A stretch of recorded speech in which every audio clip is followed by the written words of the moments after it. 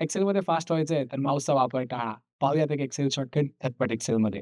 तर मंडळी आज आपण बघणार आहोत, की आपण एखाद्या कॉलममध्ये जेव्हा आपल्याला सेल जे असतात त्याच्यामध्ये डुप्लिकेट आयडेंटिफाय करायचे असतात. ते आपण माऊसचा वापर न करता कसे करू शकतो. आपण नेहमी कंडिशनल फॉर्मॅटिंगमध्ये जाऊन हायलाइट डुप्लिकेट हा फंक्शन वापरून डुप्लिकेट हायलाइट करतो. पण आपण आज तेच माऊस न वापरता फक्त कीबोर्ड कीजच्या शॉर्टकट्सनी करणार आहोत.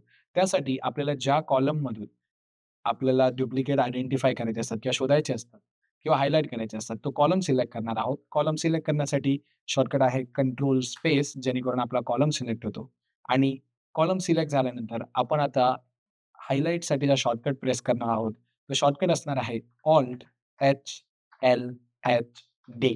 Alt H L H D type केल्यानंतर आपल्याला एक विंडो पॉपअप होणार आहे, जिथे ती विचारणार आहे आपल्याला ते हायलाइट कुठल्या कलरमध्ये करायचे आहेत. तुम्हाला पाहिजे तर तुम्ही ते कलर चेंज करू शकतात किंवा फक्त एंटर प्रेस करून तुमच्याकडे डुप्लिकेट ज्या व्हॅल्यूज होत्या, डुप्लिकेट ज्या आयडीज होत्या, त्या हायलाइट होऊन आलेल्या आहेत. शॉर्टकट असणार आहे Alt H L H D.